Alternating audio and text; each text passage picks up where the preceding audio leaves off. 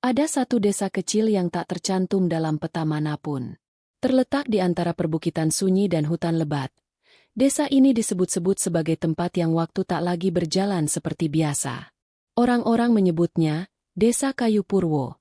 Konon, tempat para pesugi datang untuk menebus perjanjian mereka, atau menghindarinya. Pada awalnya, tak ada yang aneh dengan desa ini. Rumah-rumah kayu berdiri rapat, warga tampak ramah, anak-anak bermain di lapangan kecil, dan suara azan masih menggema dari musala tua di tengah desa. Tapi begitu malam tiba, suasana berubah. Lampu tak pernah dinyalakan. Tak ada yang keluar rumah. Bahkan suara jangkrik pun menghilang. Cerita ini datang dari seorang pemuda bernama Reza. Ia seorang jurnalis lepas yang sedang menyelidiki jejak urban legend tentang orang-orang yang konon bisa hidup kembali setelah ditumbalkan dalam ritual pesugihan. Ia tak percaya hal-hal semacam itu. Tapi rasa penasaran membawanya ke Kayu Purwo. Perjalanan menuju desa itu pun sudah cukup menyeramkan. Jalur terjal tanpa penerangan, sinyal hilang total, dan satu-satunya pemandu jalan adalah kakek tua penjaga warung terakhir sebelum masuk hutan. Kakek itu hanya berpesan, kalau sudah masuk Kayu Purwo, jangan pernah tanya soal siapa yang masih hidup, dan siapa yang sudah mati. Reza menganggapnya lelucon. Tapi begitu sampai di desa, firasat buruk mulai menyelimutinya. Ia disambut seorang pria parubaya bernama Pak Seno, kepala desa yang bersikap terlalu sopan, terlalu tenang, dan terlalu misterius. Tak ada satupun warga yang tampak bekerja. Semua hanya diam di teras rumah, menatap kosong ke kejauhan. Hari pertama, Reza mulai bertanya-tanya ke warga tentang praktik pesugihan. Mereka semua menghindari topik itu. Bahkan ada yang langsung masuk ke rumah dan mengunci pintu setelah Reza menyebut kata pesugihan. Namun malamnya, Reza melihat sesuatu yang membuat bulu kuduknya berdiri. Dari jendela rumah tempat ia menginap, ia melihat iring-iringan orang berjalan menuju hutan. Semua mengenakan baju putih, dengan mata tertutup kain hitam. Di tengah barisan, ada seseorang yang diseret. Mulutnya disumpal, tubuhnya diikat, dan dari kejauhan terdengar suara tangis lirih. Seperti orang yang tahu, ajalnya tinggal sebentar lagi. Paginya, tidak ada satupun warga yang mengakui kejadian itu. Mungkin mimpi, Mas, kata Pak Seno, sambil tersenyum datar. Tapi Reza menemukan bekas jejak kaki di tanah menuju hutan. Dan lebih mengerikannya, ia menemukan sapu tangan berdarah tersangkut di semak-semak. Hari-hari berikutnya semakin aneh. Reza mulai merasa diawasi. Setiap malam, bayangan-bayangan berdiri diam di luar jendela kamarnya. Tapi saat ia membuka pintu, tak ada siapa-siapa.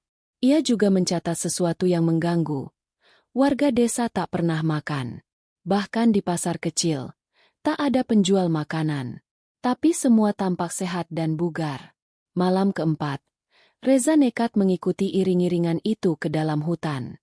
Ia bersembunyi di balik pohon, merekam dengan kameranya. Apa yang ia lihat malam itu akan mengubah hidupnya selamanya. Di tengah hutan, ada altar batu tua. Di atasnya, tubuh seorang pemuda diikat dan dibaringkan. Seorang dukun bertopeng mulai merapalkan mantra, dan warga bersujud mengelilinginya. Tapi sebelum darah tertumpah, pemuda itu tiba-tiba tersenyum. Wajahnya berubah, matanya menyala merah, dan ia mulai tertawa. Tawa yang bukan dari mulut manusia. Ritual itu bukan untuk mengorbankan dia, tapi untuk memanggilnya kembali. Reza baru sadar, pemuda itu adalah tumbal dari 5 tahun lalu. Ia pernah dibunuh dalam ritual pesugihan, dan malam itu, ia dipanggil kembali untuk hidup setelah mati.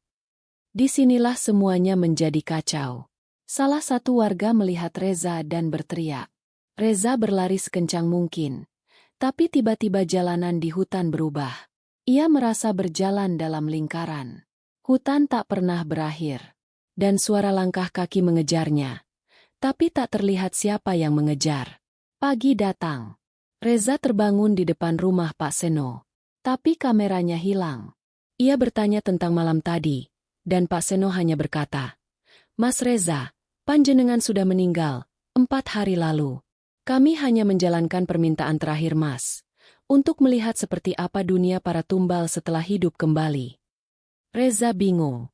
Ia mengira itu lelucon, sampai ia melihat wajahnya di papan pengumuman dekat musala. Foto dirinya, dengan tulisan, Reza ditemukan meninggal 4 hari lalu di tepi hutan kayu Purwo. Diduga kecelakaan. Ia panik, berlari ke jalan utama. Tapi tak ada jalan keluar. Semua orang hanya memandangi dia dengan senyum kosong. Lalu Pak Seno berkata pelan, "Selamat datang di kayu Purwo, Mas Reza. Tempat orang-orang yang telah mati, tapi menolak pergi." Reza terduduk di tanah. Napasnya tercekat. Dunia di sekelilingnya terasa seperti mimpi buruk yang tak bisa ia bangunkan. Ia mencubit pipinya sendiri, memukul-mukul wajahnya. Tapi sakitnya nyata. Terlalu nyata. Tidak mungkin, desisnya. Pak Seno hanya menatapnya dengan mata kosong, lalu berbalik dan masuk ke rumah. Warga desa perlahan pergi satu persatu, seperti tak ada hal aneh yang terjadi. Seolah mereka sudah terbiasa melihat orang baru yang menyadari bahwa dirinya sudah mati. Reza berjalan terhuyung menuju musala. Ia masuk, berharap bisa menemukan ketenangan di sana. Tapi saat ia membuka pintu, ia mendapati musala itu kosong. Tidak hanya kosong, tapi juga sepi secara tidak wajar. Tak ada debu, tak ada suara. Hanya satu sajadah tergelar, dan di atasnya ada secari kertas. Reza mengambilnya, dan di sana tertulis dengan tulisan tangan gemetar. "Jika kamu membaca ini, maka kamu juga sudah menjadi bagian dari mereka. Jangan percaya pada waktu. Jangan percaya pada wajah. Mereka bukan lagi manusia. Mereka hanyalah bayangan perjanjian lama yang menolak mati." Saat itulah ia sadar. Ini bukan sekadar tempat tinggal para tumbal. Desa ini adalah semacam penjara spiritual, ruang di antara kehidupan dan kematian. Tempat di mana orang-orang yang telah dikorbankan dalam pesugihan dipaksa untuk terus hidup, namun bukan sebagai manusia. Mereka menjadi entitas lain. Berwajah sama, tapi tak berjiwa. Reza mulai menyadari lebih banyak keanehan. Ia tak merasa lapar, tak merasa haus, tak bisa merasakan detak jantungnya sendiri. Bahkan saat ia mencoba menusuk jarinya dengan pisau kecil di dapur rumah tempat ia menginap, tak ada darah yang keluar. Dagingnya keras, dingin, seperti lilin. Di malam kelima, ia kembali mengikuti iring-iringan warga ke dalam hutan. Kali ini, tidak untuk merekam, tapi untuk mencari jawaban.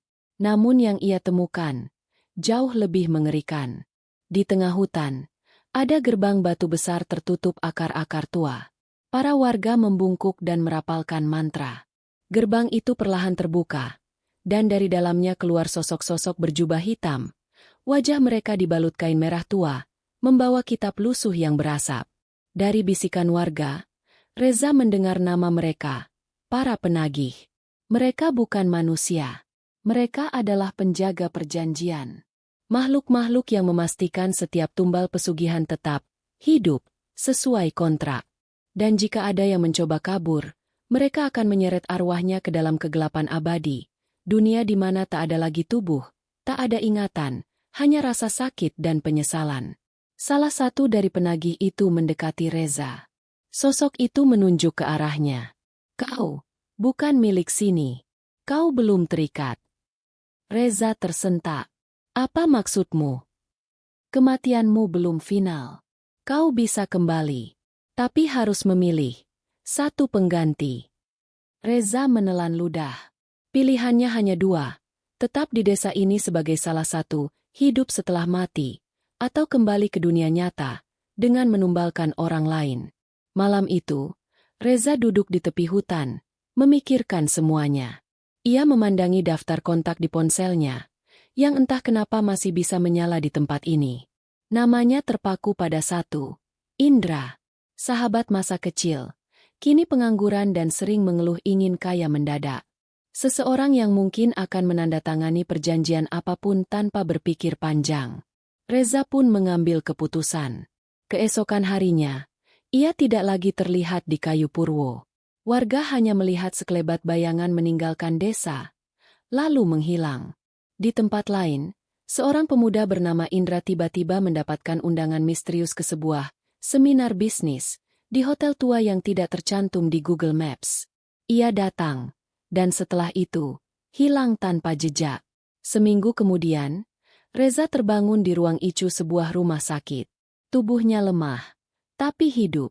Dokter mengatakan ia ditemukan tak sadarkan diri di tepi jalan hutan. Jantungnya sempat berhenti selama 3 menit. Ia dianggap mukjizat. Selamat dari kematian. Tapi malam-malam Reza tak pernah lagi sama. Setiap ia bercermin, kadang ia melihat sosok-sosok berjubah hitam berdiri di belakangnya.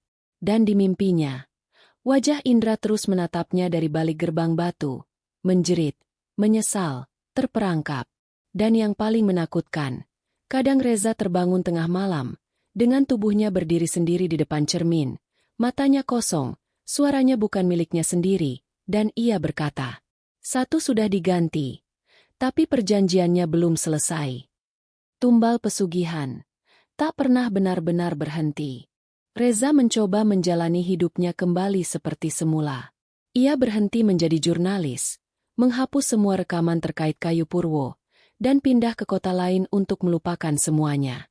Tapi rasa bersalah terus menghantuinya. Setiap kali ia menutup mata, ia melihat wajah Indra, temannya yang kini entah berada di mana, atau lebih tepatnya, apa. Tiap malam, mimpi buruk datang silih berganti. Kadang ia melihat Kayu Purwo dalam kobaran api. Para penagih berdiri memanggil namanya. Kadang ia melihat dirinya sendiri sedang berjalan masuk ke gerbang batu, sambil menyeret tubuh seseorang yang tak bisa ia lihat wajahnya. Satu malam, Reza bangun karena suara ketukan keras di pintu rumahnya. Ia tinggal di apartemen lantai 15. Tak mungkin ada orang luar mengetuk tanpa melewati lobi. Tapi suara itu terus berlanjut. 3 ketukan, lalu diam, 3 ketukan lagi. Reza perlahan membuka pintu. Tak ada siapa-siapa. Hanya ada selembar amplop hitam di lantai. Di dalamnya, selembar kertas lusuh, tulisan tangan merah. "Perjanjianmu belum selesai. Waktu dunia ini tak lama. Kau masih hutang 1 jiwa." Reza gemetar. Ia berlari ke kamar mandi, memercikan air ke wajahnya. Tapi saat ia menatap cermin, wajahnya sudah berubah. Bukan berubah secara fisik, tapi matanya penuh kegelapan, dingin. Seperti seseorang yang sudah bukan manusia. Ia mulai melihat tanda-tanda lain. Bayangan di sekelilingnya bergerak meski tak ada cahaya. Lampu sering padam di apartemennya meskipun sudah diganti berkali-kali. Bahkan dalam satu momen, ia mendengar suara Indra memanggilnya dari dalam kulkas. Berulang-ulang, lirih, memohon. Reza pun mencari bantuan spiritual. Ia menemui seorang ustaz tua yang dikenal sering membantu orang-orang yang diganggu dari dunia lain. Namun begitu ustaz itu mendengar nama Kayu Purwo, wajahnya langsung pucat. Ia tak mau bicara. Ia hanya berbisik. "Itu bukan tempat yang bisa disentuh manusia biasa. Kau sudah membuka gerbang yang tak bisa ditutup sendiri. Satu-satunya cara," kata ustaz itu, "adalah kembali ke sana. Kembali ke gerbang. Dan akhiri semuanya di sumbernya." Reza pun kembali. Dengan satu tas kecil, ia naik bus ke daerah pegunungan, menyusuri rute yang dulu ia lewati. Tapi kali ini, tak ada kakek penjaga warung. Warung itu sudah rata dengan tanah, seperti tak pernah ada. Ia berjalan kaki ke dalam hutan. Dan Kayu Purwo tidak ada. Yang ia temukan hanyalah lahan kosong, penuh rerumputan tinggi dan puing-puing batu. Seolah desa itu sudah lenyap bertahun-tahun lalu. Namun di tengah lahan itu, berdiri gerbang batu yang sama. Berdiri sendiri, diam, seperti menunggu. Reza mendekat. Di sana, bayangan-bayangan mulai bermunculan di balik kabut. Suara bisikan terdengar, mengucapkan namanya, mengundangnya masuk. Dan di gerbang itu, berdiri sosok yang tidak asing. Indra. Tubuhnya kurus, matanya cekung, tapi senyumnya tenang. "Aku tidak marah," kata Indra pelan. "Aku mengerti. Tapi mereka tidak. Reza menangis. Aku tidak punya pilihan. Aku hanya ingin hidup. Indra mengangguk. Sekarang kau harus memilih lagi. Tinggal di sini, atau ambil seseorang lagi. Reza terdiam. Lalu ia bertanya pelan. Jika aku tetap di sini, apa yang terjadi dengan yang lainnya? Indra menjawab. Mereka bebas. Semua yang pernah kamu tumbalkan akan kembali. Reza mengangguk. Ia melangkah ke dalam gerbang batu. Suara angin berhenti. Kabut menelan tubuhnya. Dan dunia menjadi gelap. Beberapa minggu kemudian, keluarga Indra menerima kabar bahwa Indra tiba-tiba muncul di pinggir jalan. Kebingungan, tapi sehat. Ia tak mengingat apapun yang terjadi selama berbulan-bulan. Hanya satu hal yang ia ucapkan berulang-ulang kepada keluarganya. Aku kembali. Karena Reza memilih untuk tinggal. Dan di dunia lain, di tempat yang tak ada waktu, seseorang berdiri di tengah bayangan. Ia bukan lagi Reza. Ia adalah penjaga gerbang baru. Dan ia menunggu. Menunggu orang-orang yang ingin kaya mendadak. Menunggu mereka yang haus kekuasaan. Menunggu kamu. Karena tumbal tak pernah cukup satu. Sebuah akun YouTube misteri dengan nama Mata Ketiga mengunggah video berdurasi 13 menit berjudul Kayu Purwo, desa yang tidak pernah ada tapi banyak korbannya. Narator dalam video itu terdengar percaya diri, namun penuh rasa penasaran. Aku menerima email dari seseorang yang tidak menyebutkan namanya. Dalam email itu, ia mengirimkan koordinat sebuah tempat di Jawa Tengah. Katanya, dulunya itu adalah desa tempat ritual pesugihan yang melibatkan tumbal hidup kembali.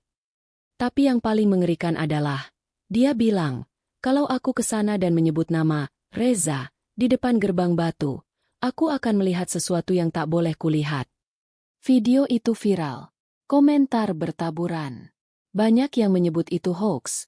Banyak juga yang mengaku pernah mendengar nama Kayu Purwo dari cerita turun-temurun. 3 hari kemudian, sang YouTuber, pemuda bernama Bayu, benar-benar pergi ke lokasi itu. Ia live streaming perjalanannya. Semua tampak biasa saja, sampai ia menemukan gerbang batu itu.